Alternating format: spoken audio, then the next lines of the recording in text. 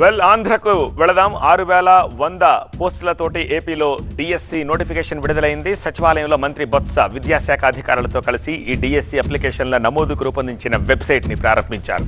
ఈ నెల 22 వరకు దరఖాస్తుల స్వీకరణకు గడువు విధించారు.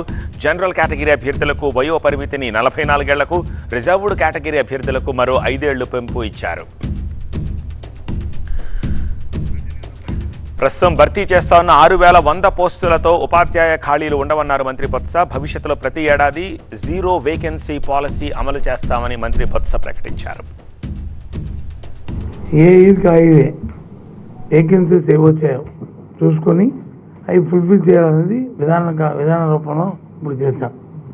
ఇది రేపు అకాడమిక్ ఇయర్కి వచ్చి జీరో వేకెన్సీస్ అవుతాయి. ఈ 6,100 వచ్చిన తర్వాత ఇన్ ఫ్యూచర్లో ఏ విధంగా వస్తే అవన్నీ కూడా అవి కంప్లీట్ అవి పూర్తి చేయాలనేది ప్రభుత్వ విధానం అనే విషయాన్ని కూడా మనం మీకు చెప్పాను.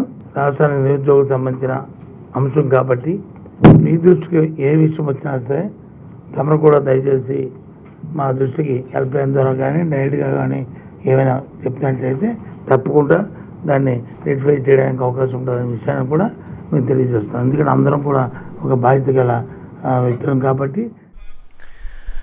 5 ఏళ్ల పాలనలో ఇంగ్లీష్ మీడియం నాడు నేడుతో విద్యారంగంలో విప్లవాత్మక మార్పులు తీసుకొచ్చామంటున్నారు మంత్రి బొత్స.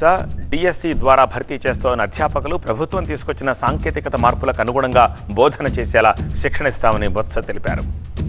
మనం తెలుస్తున్న ఎడ్యుకేషన్లో చాలా రిఫార్మ్స్ తీసుకొచ్చాం. ప్రజెంట్ ఏంటి రిఫార్మ్స్?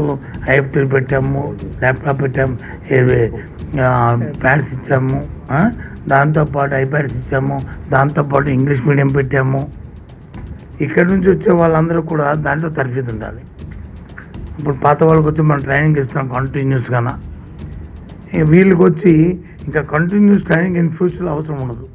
కాకుండా డెడికేటెడ్గా ముందే వీళ్ళు ట్రైన్ చేసి ఈ 2 ఇయర్స్లోనే వీళ్ళు ఉంటే బాగుంటుంది, విద్యార్థికి బాగా బెనిఫిట్గా ఉంటుందనే ఆలోచనతోనే ఈ విధానపరమైన నిర్ణయాన్ని తీసుకోవడం జరిగింది.